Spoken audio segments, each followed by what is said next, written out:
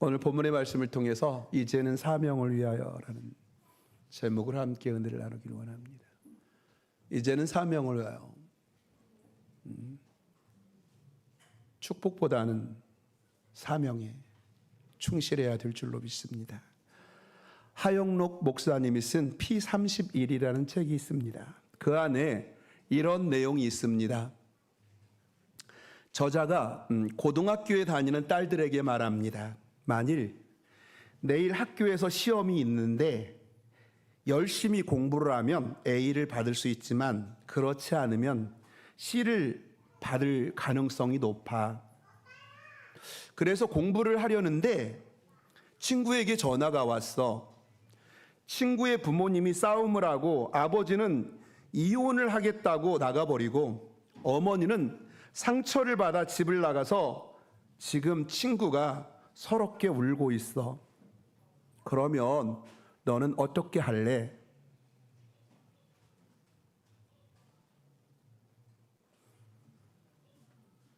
그렇게 묻고 아버지는 이렇게 이야기합니다.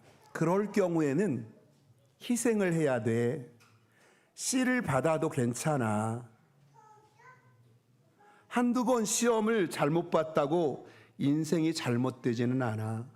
우리는 하나님을 믿는 사람들이기 때문에 친구를 위해 자기 시간을 희생할 수 있어야 해. 하나님이 귀하게 보실 거야. 그 친구가 어려움을 극복하고 나중에 너에게 큰 도움이 될 수 있어. 정말 필요한 사람은 공부를 잘하고 실력 있는 사람이 아니라 사람들이 좋아하고 믿을 수 있는 사람이야. 이렇게 딸에게 이야기했습니다. 여러분, 자녀들에게 그렇게 가르칠 수 있겠습니까? 친구를 돕기 위해 공부를 희생시키고 친구를 도우라는 그런 말을 하기가 어려운 이유가 무엇일까요?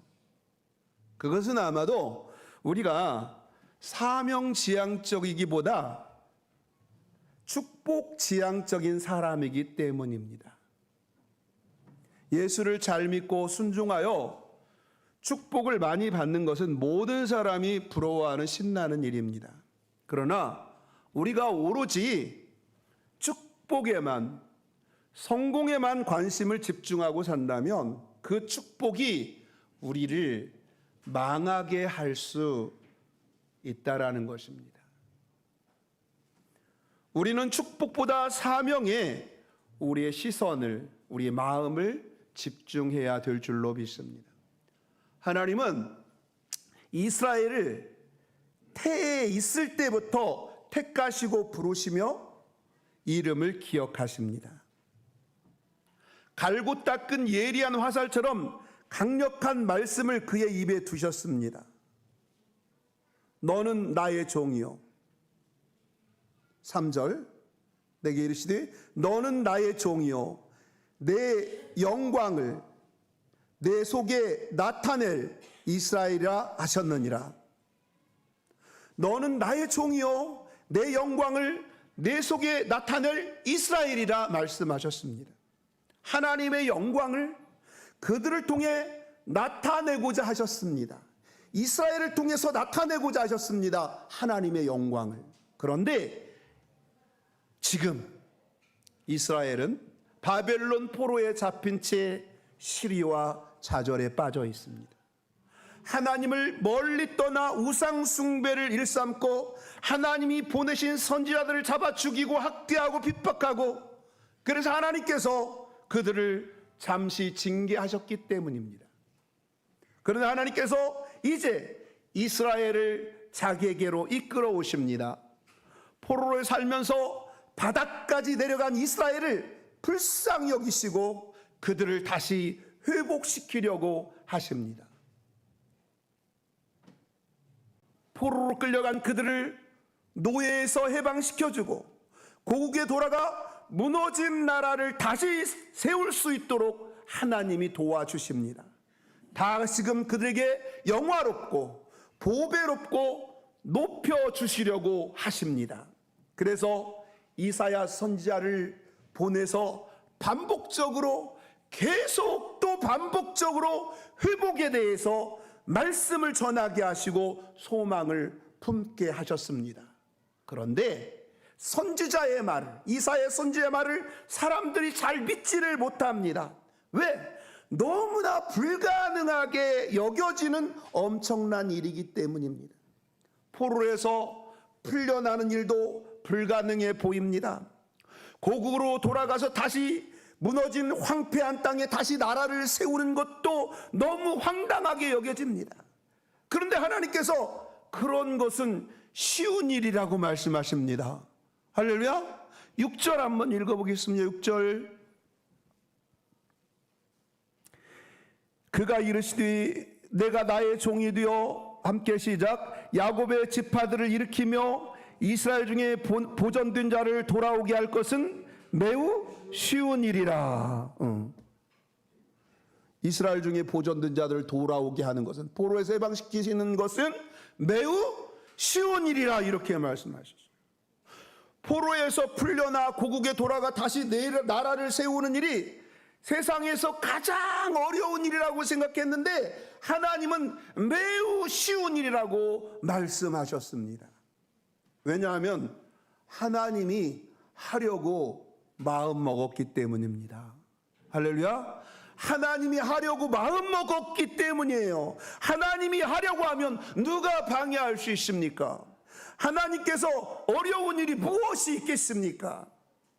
우리 힘으로 이루려면 어렵고 불가능한 일도 하나님의 힘으로 하면 쉽고 간단합니다. 그래서 하나님이 그것은 오히려 가벼운 일이라고, 쉬운 일이라고 말씀하고 있는 것입니다. 그런데 하나님의 주 관심은 다른 곳에 있습니다. 포로 해방과 본국 귀환, 그리고 패망한 나라 재견은 하나님께는 식은 죽 먹기입니다. 그런데 그 다음이 문제예요. 하나님은 그런 엄청난 일을 친히 단숨에 이루실 수 있는데 그런 일을 하시는 목적이 있다라는 거예요. 그 다음에 할 일이 있다라는 거예요. 그들을 포로에서 귀환시키고 나라를 재건하고 이런 것은 쉬운 일인데 그 다음에 하나님이 하시고자 하는 목적이 있다라는 거예요. 하나님이 그런 큰 일을 이루셔서 이스라엘 백성이 자유를 얻고 축복을 받아 잘 되고 난 후에 어떻게 살아가야 하느냐, 포로에 돌아와서 나라를 재건하고 그들이 복을 받고 그 다음에 어떻게 살아가야 하느냐, 거기에 하나님께서 관심이 있는 것입니다. 하나님의 목적은 이스라엘 백성들을 이방인들의 빛을 삼아 온 세상에 하나님의 구원을 베풀어 땅끝까지 이르는 것이었습니다. 할렐루야. 이스라엘 백성들을 포로에서 해방시키시고 하나님께서 그 나라를 재건하고 그 나라에게 복을 주고 그 백성으로 이방인들의 빛을 삼아서 온 세상에 하나님의 구원을 베풀어서 땅끝까지 복음이 전해져서 온 백성이 구원받기를 원하는 것이 바로 이사야 말씀을 통해서 우리에게 주시는 하나님의 목적이었어요. 6절 하반절 말씀 읽겠습니다. 또부터 시작. 또 너를 이방의 빛으로 삼아 나의 구원을 베풀어서 땅끝까지 이르게 하리라. 할렐루야. 하나님의 주 관심사는 바로 사명입니다. 사명. 한번 따라서 해주세요. 사명. 하나님이 우리를 복주는 것도, 우리를 회복시켜 주는 것도, 하나님께서 우리를 치료하는 것도, 하나님께서 우리에게 물질의 복을 주는 것도, 건강의 복을 주는 것도, 우리 가정을 회복시켜 주는 것도 우리를 통하여 하나님의 구원을, 이방인들의 많은 사람들의 빛을 삼아서 이방인들을 구원하려는 것이 하나님의 목적이라는 거예요. 그런데 이 이스라엘은 하나님이 주신 그 고귀한 사명을 잊어버리고 선민과 긍지와 자만에 사로잡힙니다. 우리는 다른 민족들과 뿌리가 다르다. 하나님이 세계 만문 가운데 우리 조상과 언약을 맺고 우리들을 특별히 선택하셨다. 유대인들의 선민 사상을 지금까지도 이어지고 있습니다. 우리는 아브라함의 자손이다. 하나님의 말씀 율법을 우리가 받았다. 우리는 할례를 받아 다른 이방인들과 구별된다. 물론 맞는 말입니다. 그러나 하나님이 선택하시고 부르신 목적을 알지 못하면 다 껍데기입니다. 하나님이 우리를 부르신 목적을 알지 못하면, 선택하신 목적을 알지 못하면 다 껍데기입니다. 아무 의미도 없게 되는 것입니다. 하나님 우리를 선택한 목적, 하나님이 우리를 부르신 목적, 하나님 우리를 구원하신 목적, 위기에서 구원하신 목적이 중요합니다. 그 목적이 무엇입니까? 하나님께서 우리를 축복하신 목적이 무엇입니까? 이방의 빛으로 삼으려고, 뭇 민족의 빛으로 삼기 위해서 하나님께서 우리를 부르시고 구원하시고 복 주신 줄로 믿습니다. 그들을 통해 다른 민족에게 구원에 흘러가 땅 끝까지 이르게 되는 것이 하나님의 소원입니다. 그리고 목적입니다.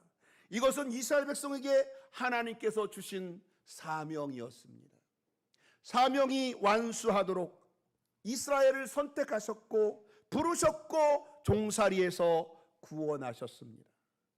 그런데 만약에 이스라엘 백성이 하나님의 목적대로 살지 않으면 어떻게 될까요?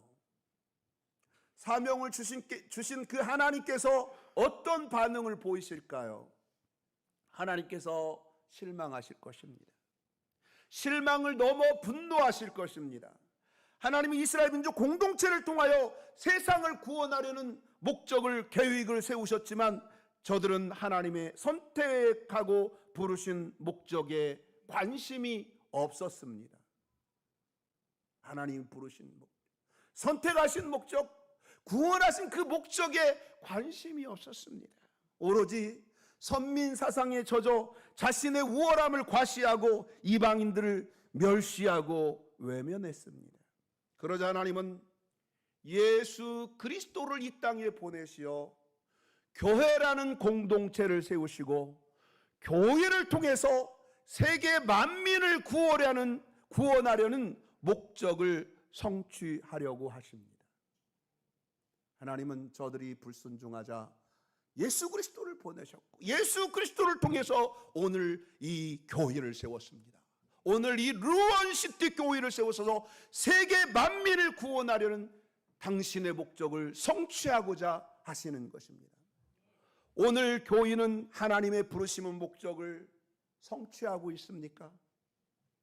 교회는 하나님이 주신 고귀한 사명이 무엇인지 잘 알고 있습니까? 여러분은 여러분을 구원하시고 여러분에게 복 주시는 하나님이 여러분에게 주신 사명을 알고 있습니까?